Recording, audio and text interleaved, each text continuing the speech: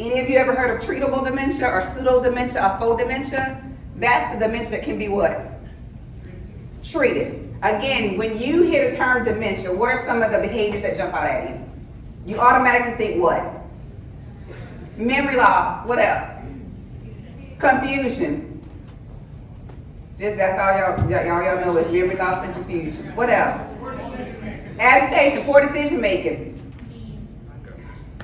She said mean. They just nasty. The presenter before said that they may curse. Child, they be cussing. Big words. And I'm saying to myself, if you could put that together, you know, I didn't say it out my mouth, but I'm saying, if you could put that together, then maybe we can work on some other things. Something causes that, right? It could be something treatable. So when a family comes to me, it's typically in a state of crisis. The very first thing I look at is their medication. So I'm a medical social worker. I can't pronounce half of the medications, but I know what the first three letters mean. You know what I mean? The first three letters and the last four. Whatever's in between, I can care less, right? Medication side effects. Are the medications fighting against each other? That may be a reason that you're seeing the confusion, the combativeness, the agitation, right? And these are things that we can help families address with their loved ones. Then the next thing I look at is if they have a urinary tract infection. UTI. UTI looks just like full-blown late-stage dementia on a senior because it's caused sepsis in their body, you know, which is going to affect their brain functioning. Do they have a UTI? And they'll say, well, mama was treated for UTI 3 months ago. Guess what? Y'all already know. It was never cured. It was never cured. A lot of times they have to have more than one bout of treatment. Are there any medical professionals in here? Because you're right, because I was going to make up some medical terms, but I guess I keep it clean. So they have to have 2 rounds of treatment to cure it. And in some cases, I even have, because you know, I think I'm a doctor, so I think I'm a doctor, and I think I'm a lawyer. I'm a guardian ad litem. Any guardian ad litems in here? Whoop, oh, okay, wonderful. So one time I had to go do a case. A lot of times we don't even go into the court, but this particular time I went into court. The defense had a table. The plaintiff had a table, so I was just like standing in the back, and the judge said, Macy, this is your table. I get a table like the real lawyer, so you couldn't tell me that I spread all my papers out. Wasn't nothing on half of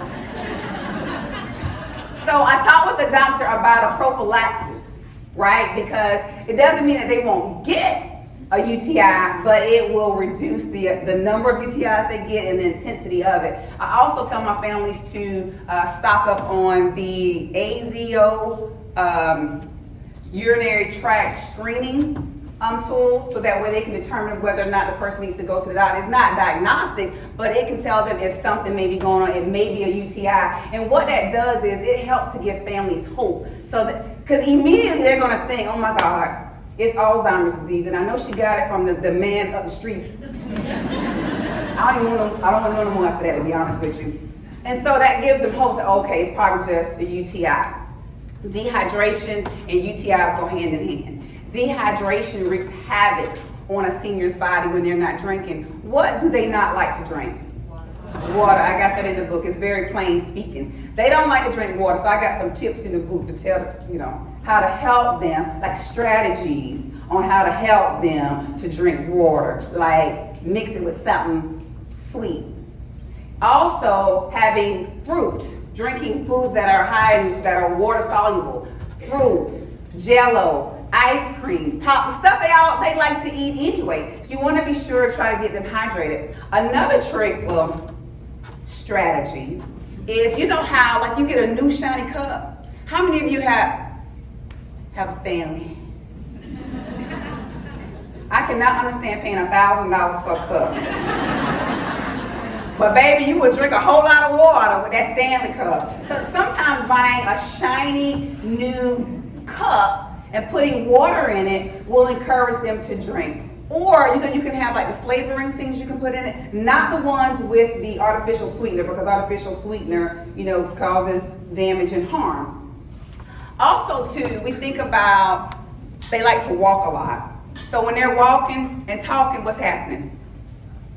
They get thirsty, right? Like how I'm walking and talking to him. I'm getting a little thirsty. And I had left my water in the bag. So somebody might bring it to me. So Well, we'll get dehydrated, pass out.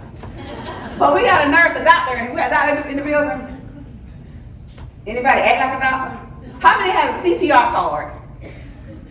I got one, but I don't tell nobody because I don't remember how to do it because I know there's certain things you can't do anymore. I know I'll be safe. Substance abuse. So when I say substance abuse, what do y'all think of? I'm not gonna think you do it now, so don't, I don't want nobody pulling me to the side and be like, I used to, But I just wanna, what do you think of, thank you so much, substance abuse? What am I talking about? Alcohol. Oh, it's a lot of stuff. It's a lot of stuff on that side. That's why they don't know the difference between dementia and Alzheimer's.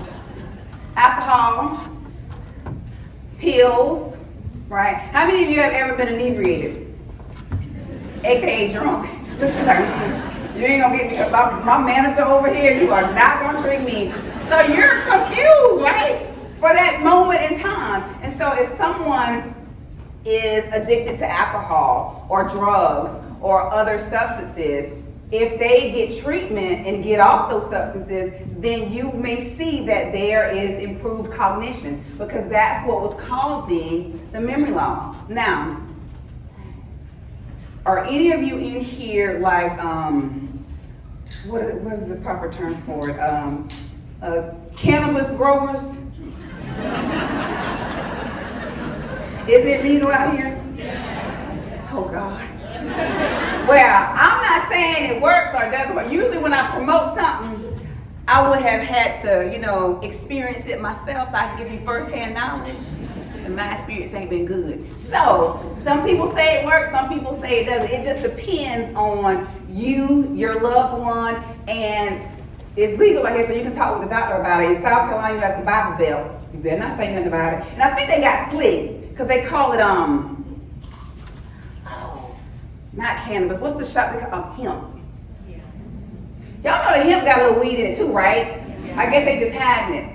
But the only thing I have a concern with cannabis, you know how people say, well, it's just like prescription medication. Well, everybody knows when you get a prescription medication, if you read the side effects, you won't even take the prescription, right? You're able to make an informed decision. But when you're taking cannabis, they don't give you, the side effects or the harm, so you're not making an informed decision. But that is an area that can possibly be treated. Thyroid conditions. Have y'all ever met a thyroid social worker? I didn't even know that a thyroid social worker exists. But it can cause cognitive issues. Diabetes. There are people walking around right now with diabetes and they don't know that they have it. Pre-diabetic. I've had a lady who thought her mom was full on in the middle stages of dementia because that's what she appeared. And I said, so I'm going through my checklist with her, and I said, well, does your mom have any issues with diabetes? And she said, no, it doesn't run in our family. I said, so when you go to the doctor, and I have all this in the book too, and I give them step by step, and she called me probably about 2 weeks later, she was like, oh my God. She said, that's what it was. Her blood sugar levels were low. But because she didn't have a history of it, she never asked the doctor to check it. And she's saying to me, well, doesn't the doctor know to cut off right there? No, they should. Does your mom have a geriatrician? No, because they are very few and far in between.